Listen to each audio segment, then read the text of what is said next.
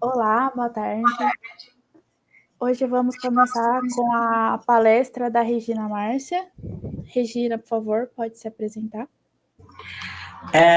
Eu gostaria de, nesse momento, falar que eu estou muito até emocionada para falar nesta live da Bienal do Livro, Digital do Livro, porque quem vai fazer a minha interlocução com vocês que porventura estejam me assistindo é a minha neta Giovana Tonella, né?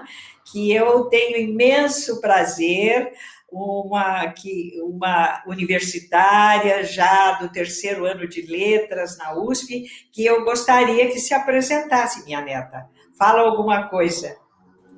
Bom, como eu falei, meu nome é Giovana, eu tenho 21 anos, faço letras na USP e estou aqui para servir de mediadora para minha avó, uma grande escritora e conhecedora de vários assuntos.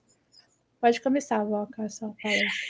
Então, eu resolvi participar dessa Bienal do Livro aqui em 2020, um ano muito triste para todos nós brasileiros, para o mundo todo, né?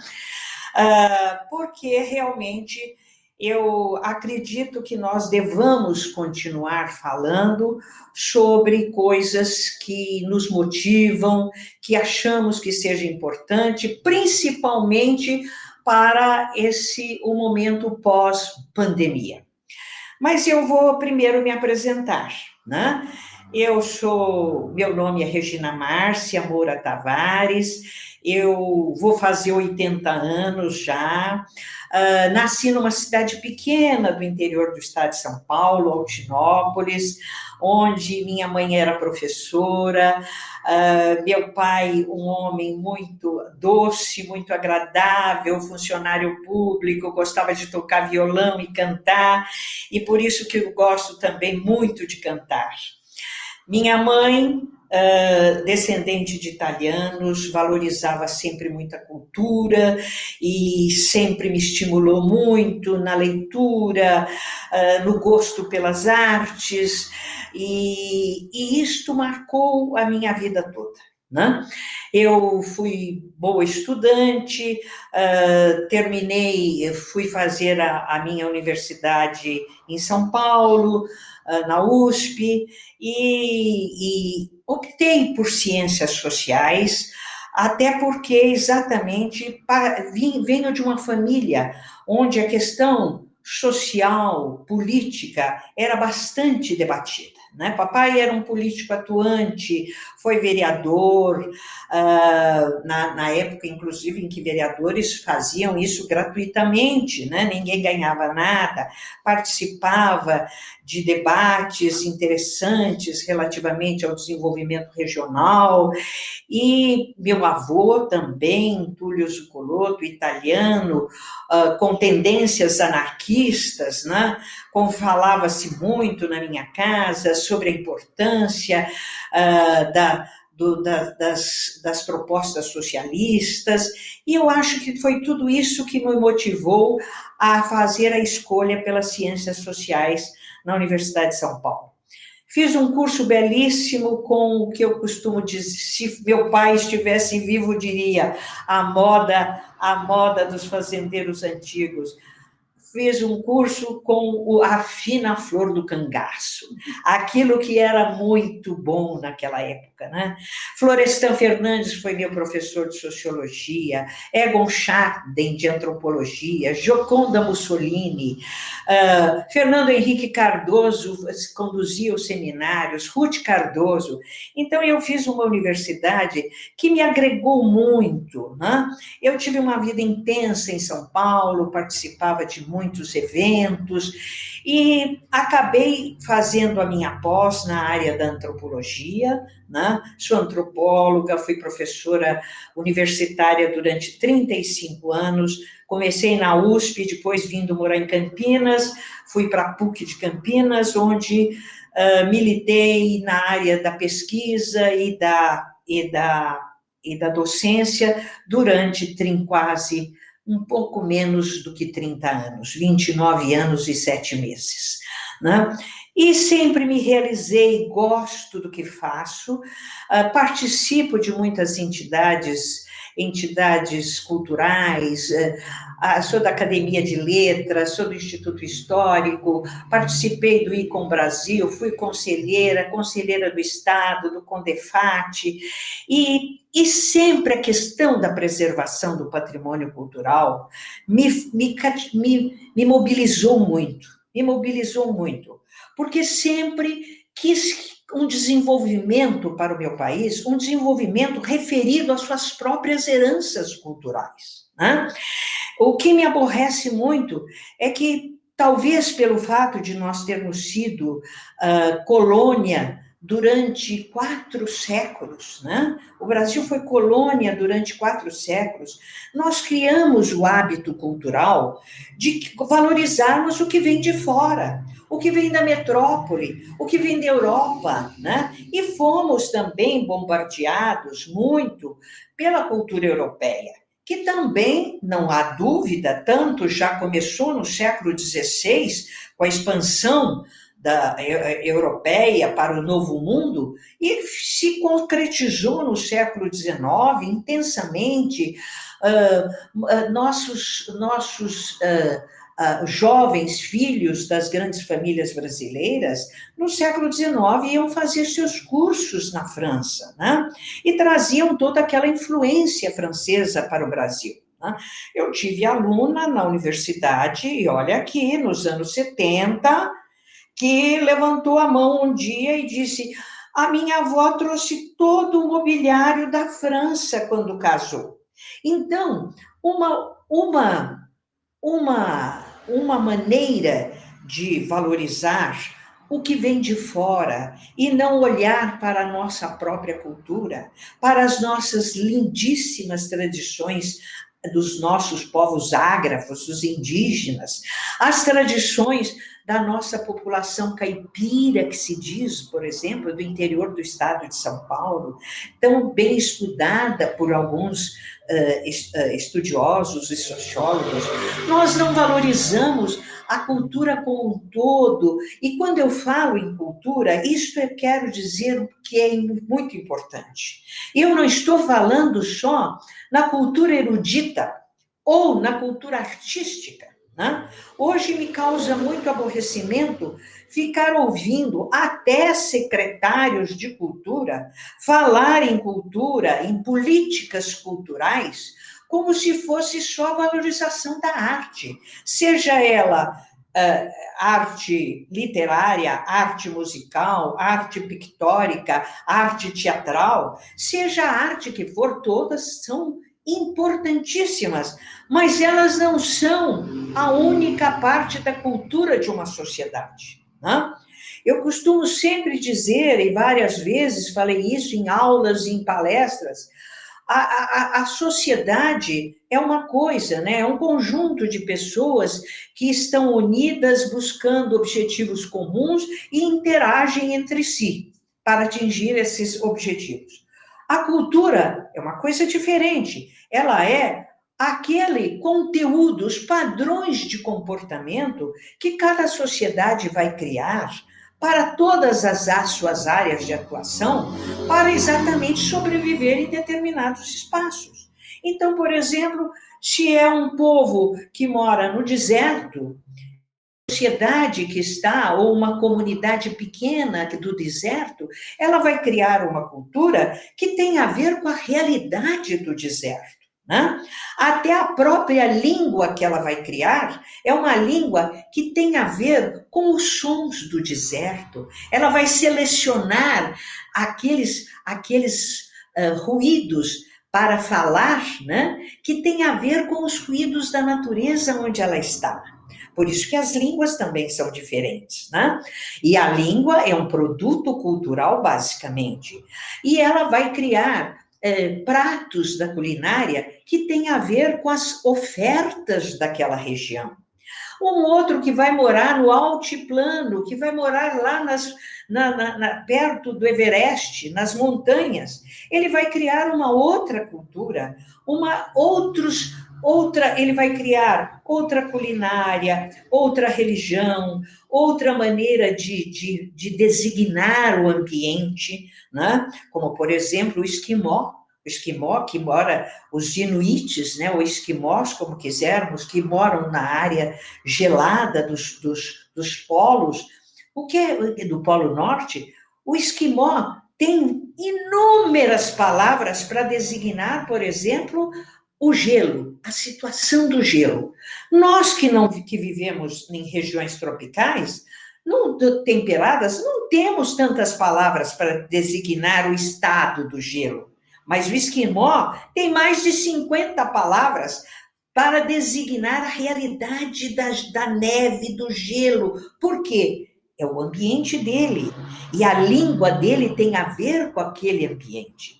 E assim por diante, as religiões que vão sendo criadas pelos povos têm a ver com a realidade onde ele vive, com as dificuldades que ele enfrenta. E então ele vai criando as suas crenças, as suas maneiras de, pelo menos, ficar menos angustiado diante dos problemas e diante, sobretudo, da finitude, né? Porque uma das coisas que mais nos afronta, né, é a finitude da vida, né? Então nós temos que começar a trabalhar alguma coisa que nos dê um pouco de alento diante deste problema da finitude. Então cada povo vai criando a sua cultura diferente, a sua maneira de ser, de fazer, de pensar, de prantear os mortos, né? E é esta herança cultural que eu chamo que vai nos dar identidade, né? Eu percebo a herança cultural que eu tenho, que ela tem a sua origem lá na pequena Altinópolis, né? Onde eu passei a minha infância, onde eu brinquei, onde eu tive amigos, onde o meu pai dizia coisas e o meu avô contava histórias e a minha mãe propunha outras. Então, esta identidade, eu sou brasileira, eu tenho identidade com a minha, com a língua que eu falo, os modos que nós temos de nos cumprimentar, de nos abraçar, de festejar, de nos alegrarmos. E é a cultura que me dá, é esta herança cultural que me dá identidade. E esta identidade é fundamental para eu ser cidadã com letra maiúscula. Eu costumo dizer que quem não conhece a sua identidade não pode exercer a cidadania, porque não tem o prazer e alegria de ser cidadão, porque não conhece. Então, o meu trabalho tem sido muito no sentido de valorizar a herança cultural dos nossos povos. E eu, até porque participei de muitos conselhos, de muitas momentos de valorização, ainda sou cofundadora do Conselho de Preservação do Patrimônio Cultural daqui de Campinas, sou conselheira ainda. O que eu quero que a população entenda? Que preservar patrimônio cultural não é preservar só o patrimônio que a classe favorecida, a elite, nos disse um dia que era importante, né? Então, eu tenho que valorizar, sim, as coisas, as artes, eu tenho que valorizar o Portinari, o nosso grande pintor, eu tenho que valorizar vários escritores, o nosso Machado de Assis, eu tenho que valorizar inúmeros outros personagens históricos, fundadores, criadores, proclamadores de república, disso, imperadores, mas eu tenho que valorizar também aquilo que não fez parte um dia da elite governamental e que foi valorizada por ela. Eu tenho que valorizar, por exemplo, e aí eu insisto, a cultura lúdica da infância. Em 1990, eu era conselheira do Estado de São Paulo para assuntos de patrimônio cultural.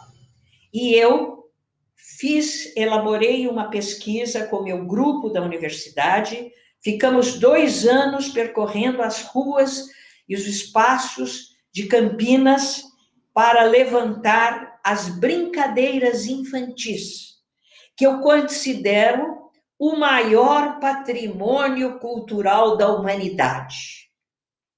Por quê? Porque o Homo sapiens, quando nasce, ele não sabe nada. Diferentemente dos outros animais, que já chegam com vários comportamentos geneticamente definidos nas suas células, o bebê do Homo sapiens, ele chega sem saber nada. Ele só faz automaticamente as funções fisiológicas. Ele não sabe. E ele vai aprender no contato com a mamãe, com o papai, com a família e, pequeno ainda, com os amigos com quem vai brincar. O brinquedo e a brincadeira infantis, aquilo que eu chamo a cultura lúdica da infância, ela acontece em todos os países do mundo. Não é só no Brasil, eu aqui e acolá. Ela é universal. E por quê? Porque ela é essencial. Ela é ela que passa para o novo ser que adentra na sociedade humana, é ela que oferece, que dá todo o conteúdo cultural de uma sociedade de uma maneira lúdica, de uma maneira, inclusive, envolvendo o imaginário, né? Então, a criança, quando brinca com os companheiros de roda, cantando cantigas de roda, de mãos dadas, né? Na roda, o que ela está fazendo? Ela está aprendendo que a viver unido e sintonizado com o seu companheiro dá alegria, é prazeroso. Quando ela vai brincar de um outro brinquedo qualquer, por exemplo, ela vai brincar de barra-manteiga, ela vai brincar de queimada. O que ela está aprendendo no nível do simbólico? Ela está aprendendo que numa sociedade, num grupo, é preciso ter regras. Se não houver leis, nós não conseguimos viver em sociedade. Então, mesmo que a bola seja minha, eu que trouxe a bola para o brinquedo, mas o brinquedo tem regras. Tomou a bolada no peito, tem que sair. Ah, mas eu vou sair, mas eu então vou levar minha bola. Problema seu. Você vai sair da brincadeira porque tomou bolada. O que ele está aprendendo? Ele está aprendendo que é preciso, para viver em grupo, nós precisamos respeitar regras. Existem leis, senão nós não conseguimos viver em sociedade humana. E assim cada brinquedo, cada brincadeira está passando. Por exemplo, quando ele vai jogar bolinha de gude, né? Bolinha de gude ali, ele está desenvolvendo, inclusive, a motricidade, a capacidade fina, grossa, que depois ele vai precisar para escrever, para a motricidade fina, para poder usar as mãos delicadamente. Quando ele vai andar na perna de pau, né? Ah, vamos hoje brincar de perna de pau. O que está fazendo? A perna de pau ajuda a fortalecer a postura bípede, porque nós não somos ainda bípedes perfeitos. Quanta gente tem dor na coluna, quanta gente tem problema de cifose, escoliose, não sei o que, todas as oses do mundo. E por quê? Porque ainda nós não temos uma bipedalidade perfeita, mas andar na perna de pau nos ajuda a manter a postura ereta e, ao mesmo tempo, ter a visão à distância. Quando eu brinco do telefoninho, é uma latinha ou uma caixinha unida com um fiozinho lá na outra ponta para o meu amigo falar comigo no telefone, brincar de telefoninho. O que eu estou fazendo? Eu não estou ouvindo de verdade o que o meu amigo está falando lá na outra caixinha, mas eu estou fazendo esforço para ouvir.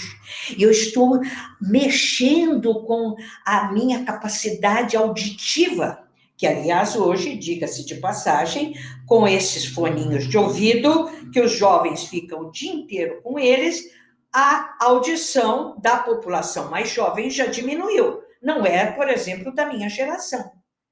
Você vê pelo som das músicas que eles ouvem. Quando eu vou num cinema, eu não aguento mais ouvir o som do que o cinema põe, porque é muito alto, mas é que os mais jovens já estão mais surdos.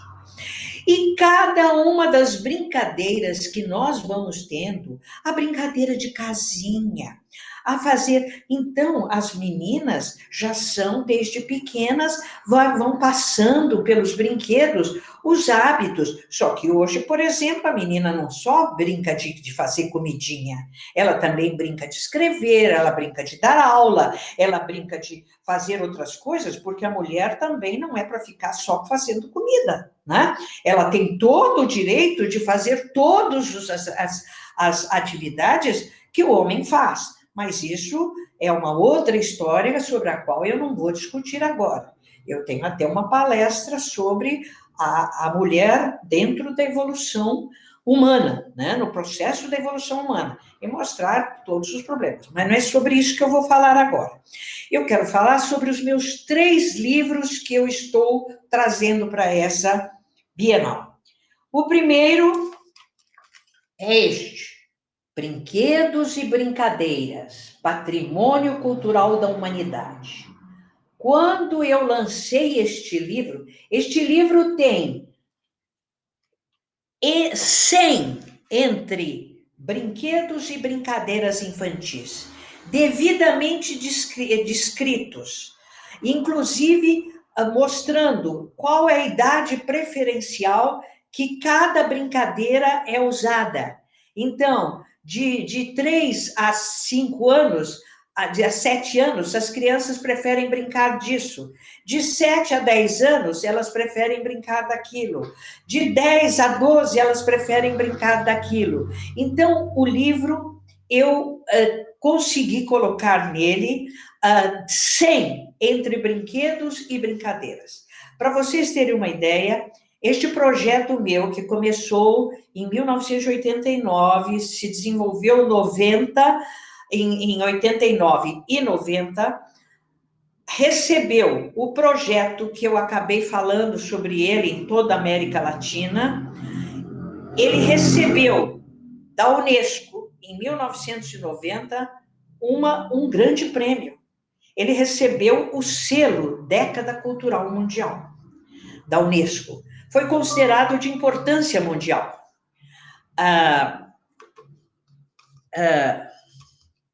E nós... Saiu do ar. Oi, Regina, tudo bem? Tá tudo bem. Pode continuar falando.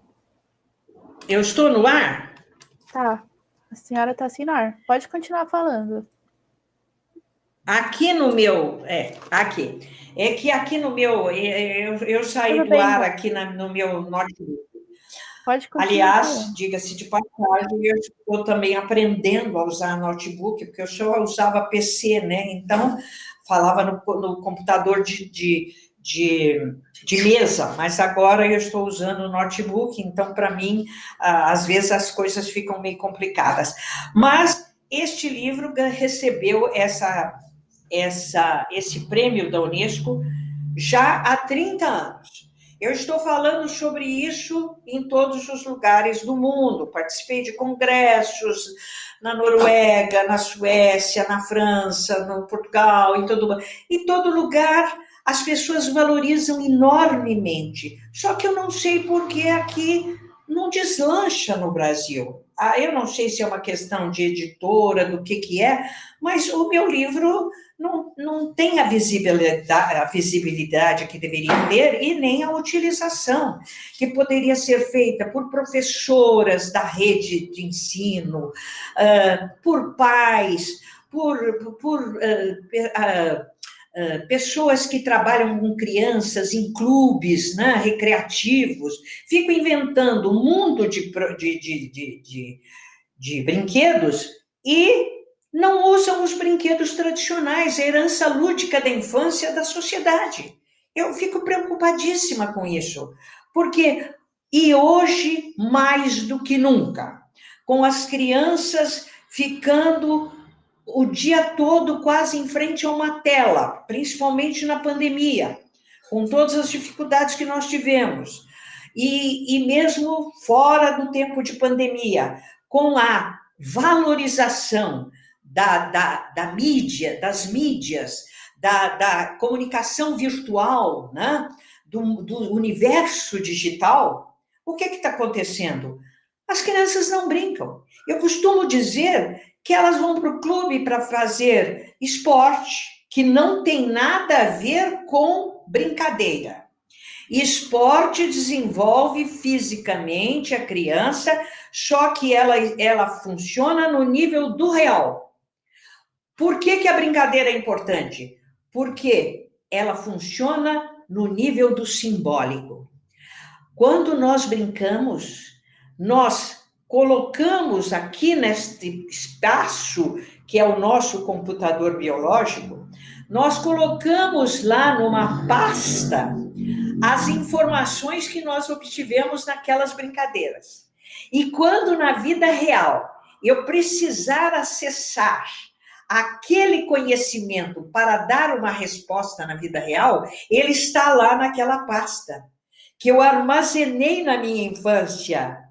Por isso que eu digo, quem brinca bastante, quem brinca na infância, quem elabora a fantasia, não só através da leitura das histórias e de ouvir histórias que a mamãe e o papai vão cantar, mas quem brinca vai ter alegria e respostas criativas para a vida toda.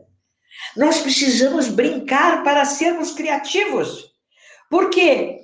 Para a sobrevivência da espécie humana, dessa espécie que nós somos, Homo sapiens sapiens, nós precisamos ser criativos para enfrentar as adversidades, as dificuldades que cada dia vão aparecendo na nossa vida em sociedade, na nossa vida individual. E essa criatividade, nós organizamos uma pasta enorme dela no nosso cérebro quando nós brincamos, quando nós lemos histórias, quando nós ouvimos música, né? Por isso que as artes também são tão importantes, porque elas ativam a nossa imaginação. Nós precisamos de imaginação fortalecida para podermos ser criativos e enfrentarmos o cotidiano da nossa espécie e mundial. Então, este livro, ele é importante. Eu gostaria, inclusive, toda a parte que foi feita das cantorias, das brincadeiras, foi um grande músico da Unicamp que fez toda a marcação rítmica para mim. Então, uma artista plástica fez os desenhos muito bonitos para ilustrar o livro. O livro já está na 2ª edição, mas eu quero fazer uma 3ª edição com a parte, inclusive, suplementar dele, que eu já lancei em 2004, que é aonde eu falo da pesquisa, como foi feita a pesquisa, quais os encontros que eu promovi no Brasil, no exterior, encontros só sobre a cultura lúdica, o que é que foi decidido nesses encontros. Então, o livro tem um suplemento que nessa 3ª edição, é esse suplemento. Nessa 3ª edição, eu quero ele, por exemplo, ele está inclusive ele tem informação em inglês, em francês, em espanhol e em português. Por quê? Porque a Unesco me patrocinou a edição de 2004 e me pediu que fizesse textos pelo menos em 3 línguas, né? E falando um pouquinho da pesquisa, da justificativa do trabalho. Então, isso é muito bom para quem vai usar para trabalhar com crianças, né? Creches e assim por diante. O outro livro que eu escrevi há algum tempo atrás e lancei em 2009 foi esse aqui, Mudança de Rumo Já, Herança Cultural, Preservação e Desenvolvimento. Neste livrinho, eu coloco praticamente as bases do meu pensamento. Aquilo, vamos dizer, a estrutura básica que vai justificar a minha proposta de ação cultural. Né? Porque o que eu pretendo que nós façamos dentro da sociedade é ação cultural, para que as pessoas entendam que são criativas, que são criadoras de cultura e que é esta cultura que deve ser a base para novas criações culturais e para o desenvolvimento autorreferido do país. Eu costumo dizer que, infelizmente, nós, por termos sido durante 4 séculos, nós fomos colonos, né? Nós temos ainda um comportamento de colono, nós sempre valorizamos o que vem de fora, né? Não, porque eu trouxe dos Estados Unidos, porque eu trouxe da França, porque lá na Itália se faz isso, porque lá em tal lugar se faz isso. Meu Deus do céu, nós temos uma cultura riquíssima, riquíssima, regional. Se nós formos ver a riqueza da cultura do norte do país, da cultura do nordeste, da cultura do sudeste, da cultura do sul, porque nós temos, além da formação básica, com as 3 etnias básicas, né? O português, o negro e o indígena, e o nativo, ainda nós temos a contribuição dos imigrantes de várias partes do mundo. Então, nós somos, não tenham dúvida, nós somos uma das culturas mais ricas do mundo. E nós temos que aprender a valorizar o que nós temos. Nós precisamos usar este patrimônio para ser a base de novas criações e para de novas criações nós promovermos o nosso desenvolvimento. Eu costumo insistir que nós até hoje ficamos sempre importando o modelo de desenvolvimento. Não, porque isso funcionou muito bem em tal lugar, vamos trazer para cá, para o Brasil. Vamos trazer esse know-how, né? Agora é know-how, tudo bem, tem que até que é o nome em inglês. Vamos trazer know-how da França, know-how dos Estados Unidos, know-how da China, know-how do Japão, know-how daqui. Mas nós não vemos o nosso know-how. Nós temos uma riqueza infinita. Por exemplo, eu moro em Campinas. Campinas tem um instituto agronômico desde o fim do século XVIII, que se constituiu, se estruturou no fim do século XIX, no fim do século XIX. O Instituto Agronômico de Campinas tem um patrimônio, uma herança cultural relativamente à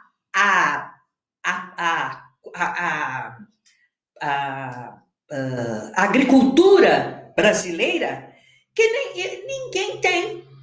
Ninguém tem. O Instituto Agronômico de Campinas tem um conhecimento, um patrimônio cultural, científico da agricultura brasileira que não existe. Não existe outro. E nós temos muitos patrimônios culturais.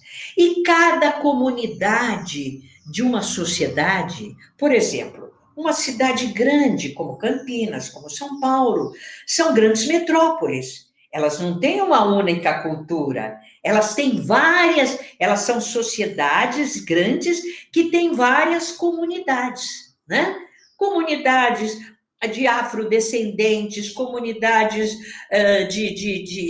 que vêm de origem do interior do estado, comunidades de imigrantes vários, de alemães, de italianos, de espanhóis, etc. Então, as comunidades são parte de uma sociedade mais ampla. E cada uma dessas comunidades tem uma riqueza infinita de conteúdos culturais.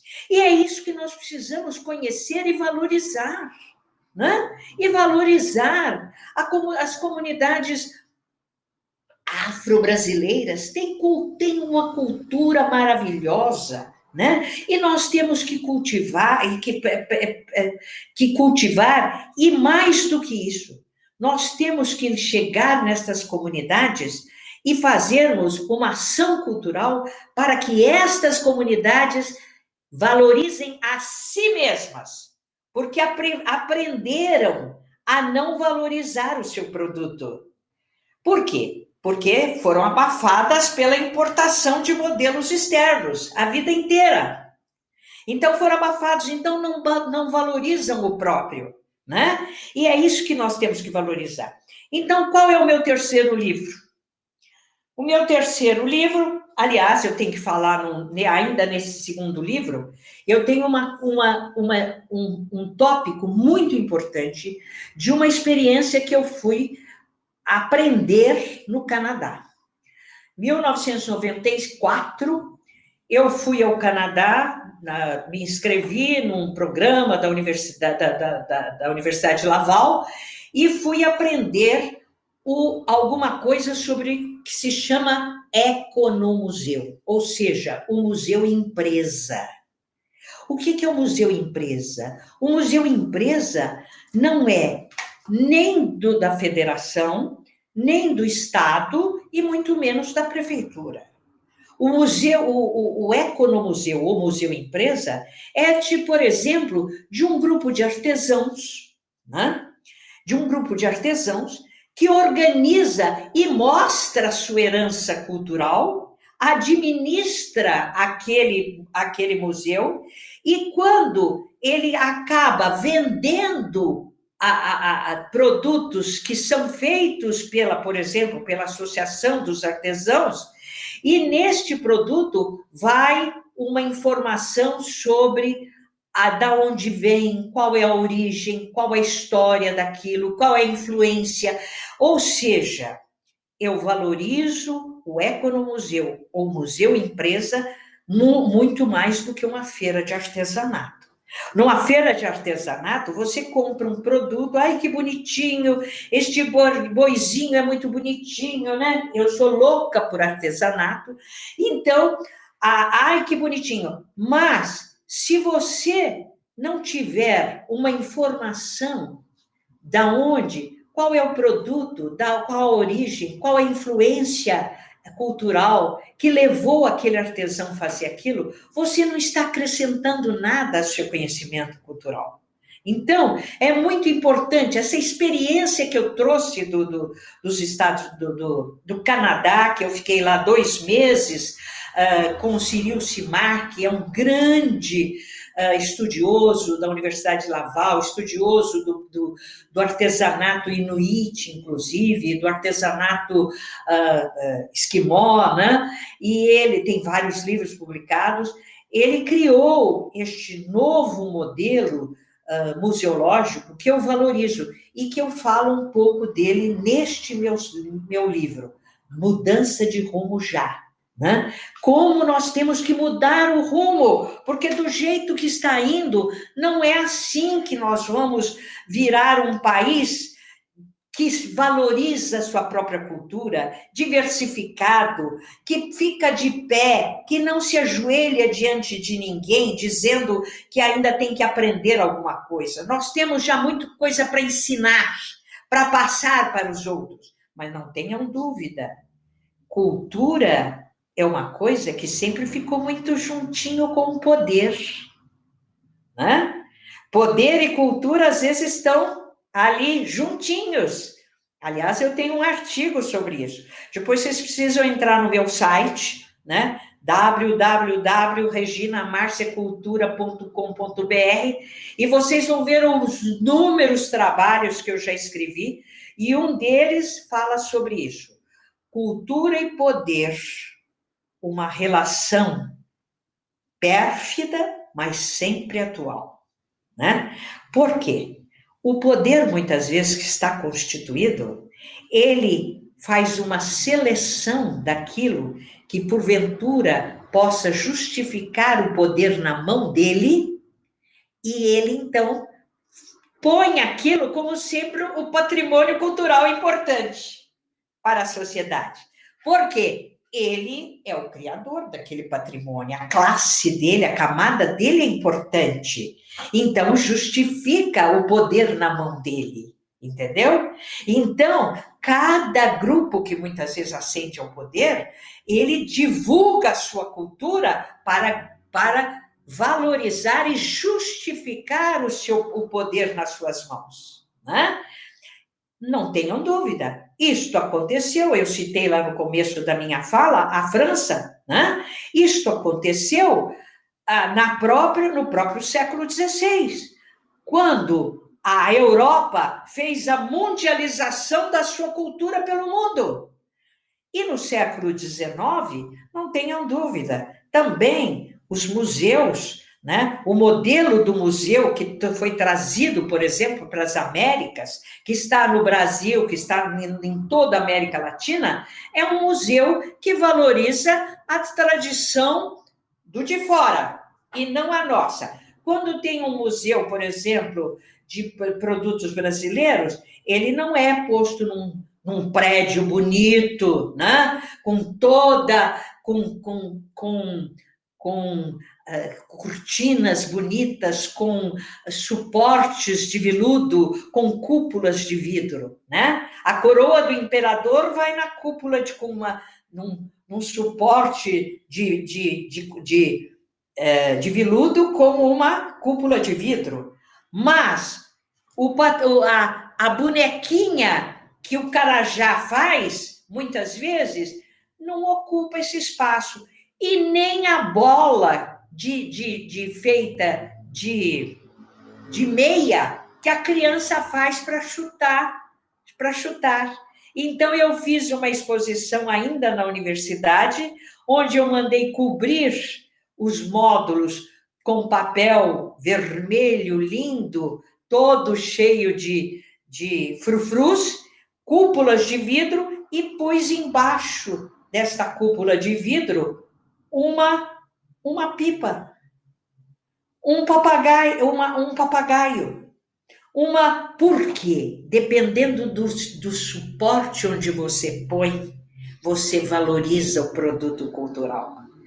Então, isso é tudo importante. Então, não se esqueçam, cultura e poder sempre estiveram de mãos dadas. E nós precisamos romper com isto, né? E aí eu chego ao meu terceiro produto, que é uma cartilha, que está aí também que está aí na Bienal.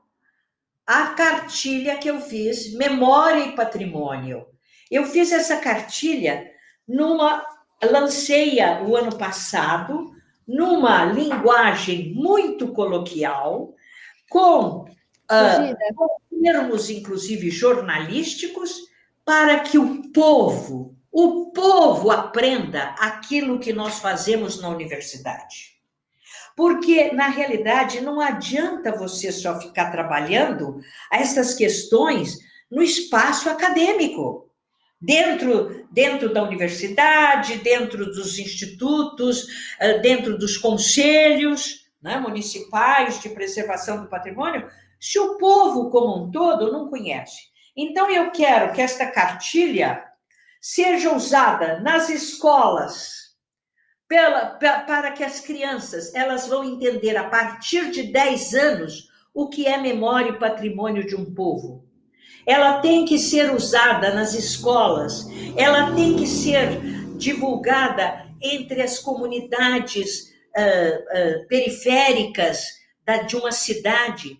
Todos têm que entender que são produtores de patrimônio cultural e que a memória e o patrimônio de um povo serão a base do seu desenvolvimento autorreferido e digno, né? E não imitado, né? E não imitado.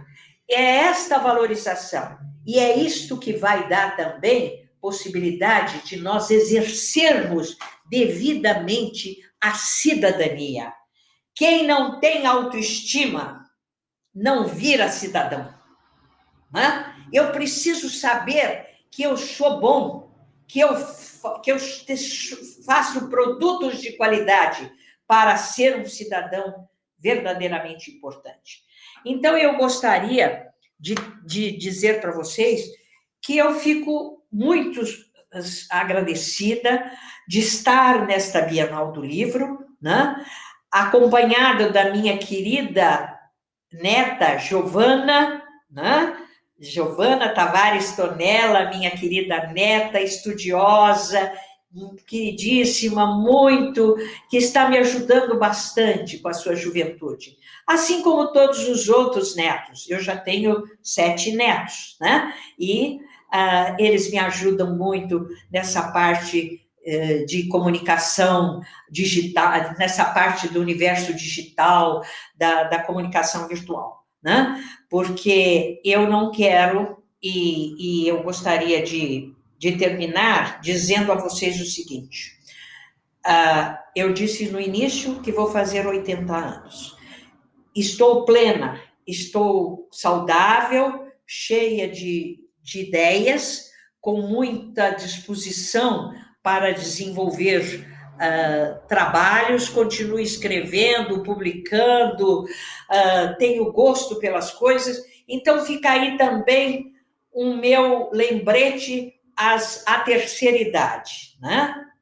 Não abandonem os seus sonhos, continuem, vocês têm muito a contribuir neste país, onde, infelizmente, a terceira idade não é devidamente valorizada, né? Eu tenho, inclusive, artigos sobre esse tema, que eu fui estudar também lá longe, em 77, na Universidade de Grenoble, na França. Eu fui fazer um estágio para ver toda a política cultural para a terceira idade na França, que naquela época já existia lá. E aqui no Brasil nem se falava em terceira idade. E agora nós estamos com uma perspectiva de um aumento muito grande de idosos na população, e eu queria que ficasse essa mensagem a todos. Não abandone os seus sonhos, continuem produzindo, continuem, porque isso ajuda, inclusive, a ficar saudável e enfrentar, inclusive, este terrível Covid-19. Muito obrigada. Agora eu fico à disposição para perguntas. Bom, Regina, aqui falta, né? Faltamos 10 minutos. E aqui nos comentários temos muitas pessoas comentaram, né, sobre a ótima live que a senhora está fazendo, sobre a sua fala, como é importante.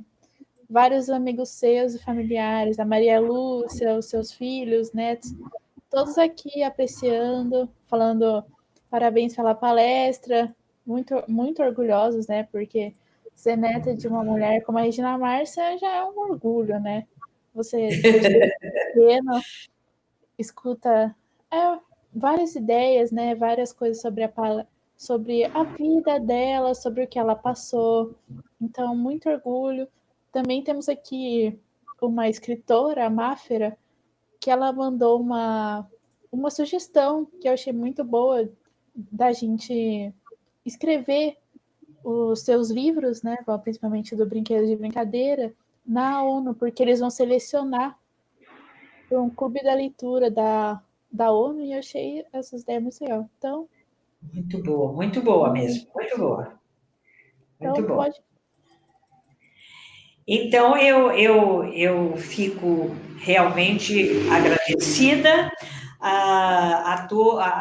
primeiro a Giovana, que aliás, fez todo a interlocução entre mim e a própria coordenação da Bienal do Livro, né? Ela que ficou fazendo toda essa interlocução, e agradeço a você, Giovana, e, como eu disse, se você gostar, né, você vai, eu acho que um dos caminhos bons para você é ser uma agente literária, né? Já que você está na área dos livros, se preparando, né, para na área de letras. Então, o Brasil não tem agentes literários em quantidade. Ontem eu vi uma live aqui na Bienal, que eu gostei muito de duas escritoras, e ela dizendo que ambas usam o trabalho de uma agente literária, que, aliás, até não me lembro o primeiro nome, mas o segundo nome é Vilas Boas. Esse nome não esqueci. E então eu achei que realmente o Brasil está precisando de agentes literários, né? É uma coisa que, por exemplo, nos Estados Unidos existe muito, muito, muito, muito, inclusive agentes literários já próprios para cada tipo de livro, né? Existe agente literário para, por exemplo, livros de terror. Existe agente literário para livros de literatura, agentes literários para livros infantis, né? Então, eu acho que realmente seria desejável. O Brasil está carente de agentes literários, né, competentes, e eu espero que você, Giovana, com essa experiência que você me ajudou a realizar nesse momento, você possa pensar em algumas coisas nessa direção, né? Agradeço a coordenação. Essa experiência foi muito importante, né? Diferente, uma coisa que eu nunca fiz, né? Foi bem legal, aprendi bastante, conheci as pessoas, né, que me atenderam, os 500 e-mails que eu mandava por semana, muito, muito gentis, foi uma experiência ótima, Tonessa, de participar da Bienal, né? Que é um evento muito importante e muito grande. Então, era isso que eu queria dizer. Acho que já estamos ao final da nossa live, né? Quanto tempo, Giovana? Falta 5 minutos, né? 5 minutos. 6 minutos? É.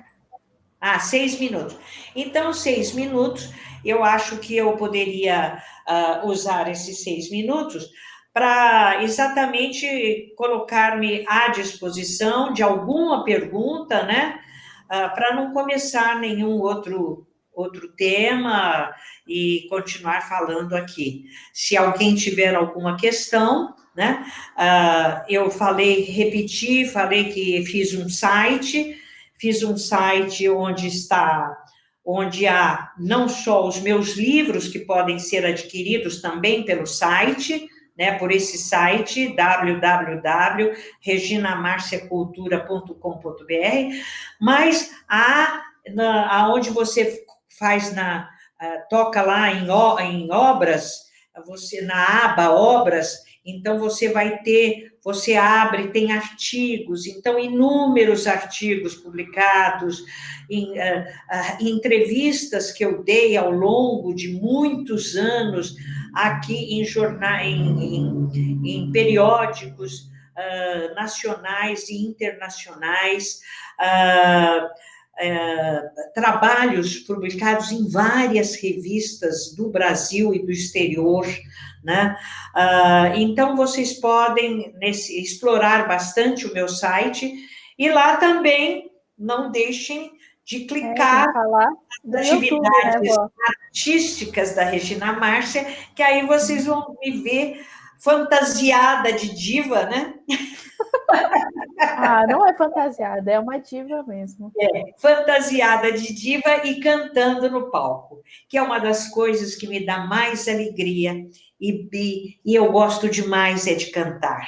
Aliás, eu acho que cantar ajuda você a empurrar eu não sou uma pessoa que não sou muito suscetível a ter depressão, e eu acho que a música faz muito nessa direção. Aliás, eu tenho uma amiga que é musicoterapeuta, e ela me diz que ela fez uma operação, ela tirou um câncer, né? E quando ela foi fazer quimioterapia, ela punha os foninhos de ouvido e ficava ouvindo as músicas que elas tinham selecionado. E ela não sentiu nem náusea nas quimioterapias. Então, a música é fundamental para a nossa vida. Não abandonem a música. E a criança precisa cantar, precisa brincar de roda, precisa se divertir para que realmente ela cresça um adulto cheio de alegria e de criatividade. Então, muito obrigada mais uma vez a todos pela audição, aqueles que estiveram aqui, e vamos ver se os meus livros vão ter saída na Bienal do Livro. Tá bem?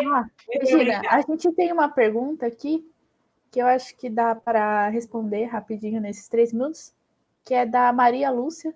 Você tem resposta positiva da prefeitura nas adoções de seus livros por creches municipais?